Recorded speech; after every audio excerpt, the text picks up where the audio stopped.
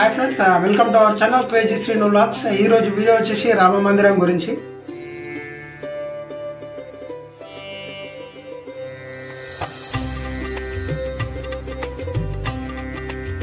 Hi అన్న, అందరికి నమస్తే. అందరికి ముందుగా జై శ్రీరామ్ అన్న. ఈరోజు మన రామ మందిర నిర్మాణం ప్రారంభోత్సవం అయితే జరుగుతుంది మోడీ చేతుల మీదుగా. సో దానికోసం అయితే అందరికి ముందుగా శుభాకాంక్షలు తెలియజేస్తున్నా.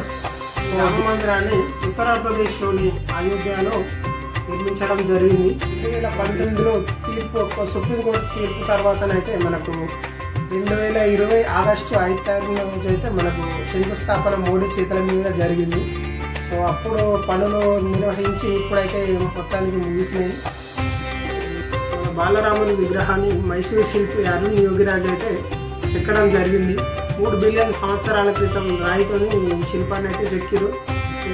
శిల్పం వెడల్పు వచ్చేసి 594 అడుగుల వెడల్పు, అట్లాగే ఎత్తు వచ్చేసి 823 అడుగుల ఎత్తు దీన్నైతే నిర్మించడం జరిగింది. సో ఇది ఎట్లంటే మన స్టాచ్యూ ఆఫ్ యూనిటీ కంటే కూడా 222 అడుగుల ఎత్తులో దీన్నైతే నిర్మించడం జరిగింది. సో మనం ఇప్పుడు దాన్నే పెద్దగా అనుకుంటాం కదా, సో దానికంటే ఇంకా మన రామ మందిరం విగ్రహం అయితే ఇంకా చాలా పెద్దగా ఉంటుంది. ప్రధాన ఆలయానికి సంబంధించిన రాయిని అయితే రాజస్థాన్ నుండి బన్సీ పహాడ్పూర్ దగ్గర నుంచి అయితే తీసుకొచ్చారు. సో ఇది గులాబీ రంగులో ఉండే రాయి.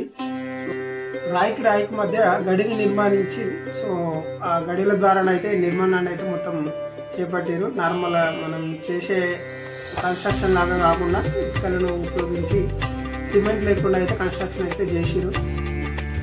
అట్లాగే పునాది విషయానికి వస్తే కాంక్రీటు అట్లాగే ఇనుము వాడకుండా స్పెషల్గా ఆర్సీసీతో అయితే నిర్మించడం జరిగింది. ఈ ఆర్సీసీని 56 లేయర్లలో నిర్మించడం జరిగింది కింద బేస్మెంట్లో. అట్లాగే దానికి తేమ రాకుండా గ్రానైట్తో అయితే కట్టడం జరిపారు. సో ఈ ఆర్సీసీ అంటే ఏంటంటే రోలర్ కాంపాక్ట్ కాంక్రీటు.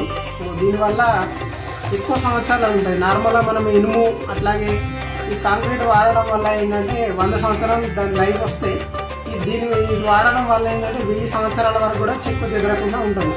అట్లాగే మనం ఇప్పటి వరకు వచ్చిన విరాళాలు అయితే 3400 కోట్లు అయితే ఇప్పటి వరకు విరాళాలు వచ్చినాయి. అట్లాగే 1800 కోట్లు అయితే ఇప్పటి వరకు ఖర్చు అయిన ఖర్చు. దీంట్లో స్టాచ్యూ నిర్మాణానికి 2500 కోట్ల అప్రాక్సిమేట్గా అయితే ఖర్చు అయిపోయినాయి. సో దీని మొత్తాన్ని అయితే శ్రీరామ జన్మతీర్థ ట్రస్ట్ అయితే మొత్తాన్ని దీన్ని హ్యాండిల్ చేస్తుంది.